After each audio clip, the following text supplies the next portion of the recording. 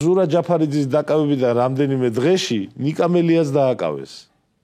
ნიკა მელია დაკავებამდე 5 საათით ადრე დააკავეს.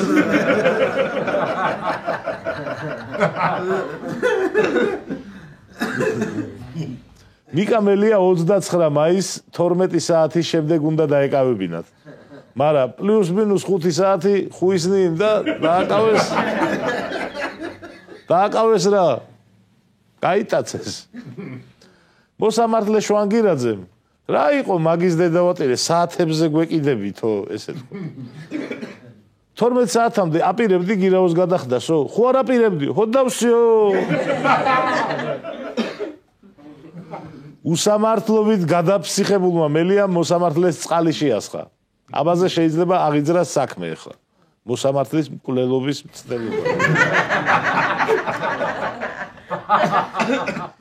ეგ წყალი რო მოსამართლეს საფეთქელში რო შესხმოდა.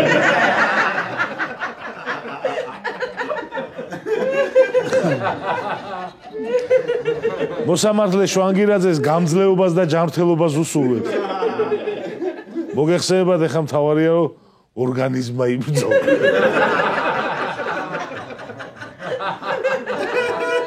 მოგეხსენებათ სურო ჩრდილოეთ კორეა იყო რაღაც მიზეზი მაინც უნდა თქვა რატო აკავებ ადამიანს. უნდა თქვა შინაგან საქმეთა სამინისტრომ დიდხანს იფიქრა რატო დააკავეს მელია. დიდხანს იფიქრეს და მოიფიქრეს. პოლიციელის შეურაცხყოფის გამო. გაცხადებაში ვკითხულობთ რომ ნიკა მელია სამართალდამცველების მიერ დაკავებულია საქართველოს ადმინისტრაციულ სამართალდამცველთა კოდექსის 173 მუხლის საფუძველზე, რაც გულისხმობს სამართალდამცავი ორგანოს თანამშრომლის სიტყვიერ შეურაცხყოფას, ან და სხვაგვარი შეურაცხყოფელი ქმედების განხორციელებას სამსახურებრივი მოვალეობის შესრულების დროს, ან სამსახურებრივი მოვალეობის შესრულებასთან დაკავშირებით. ამ ეტაპზე ჯერჯერობით არ მოუფიქრებიათ ნიკა მელიამ რომელ პოლიციელს მიაყენა შეურაცხყოფა და როდის. ამჟამად მიმდინარეობს მოლაპარაკებები რამდენიმე პოლიციელთან, რომელიც უნდა აღმოჩნდეს ის პოლიციელი, რომელსაც მელიამ შეურაცხყოფა მიაყენა. მელია მოტაცების შემდეგ დიღმის დროებითი მოთავსების იზოლატორში გადაიყვანეს. იზოლატორთან მოგვიანებით ქოცებმა წყლის ჭავლის მანქანა მიიყვანეს. სამწუხაროა რომ ჩვენ არ ვიქცევით ისე, როგორც ქოცებს ეშინიათ რომ მოვიქცევით.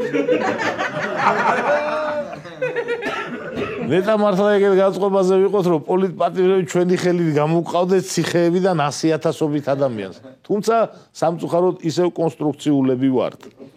ადგილობრივი თვითმმართველობის არჩევნებზე ვმსჯელობთ ახლა.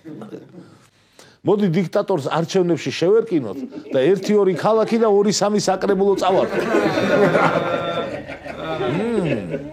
კარგი იდეა, მაგრამ ცოტა იმ იდეას გავს, რომ მოდი პარლამენტში შევიდეთ და კომიტეტებში ვემუშაოთ ქოცებს.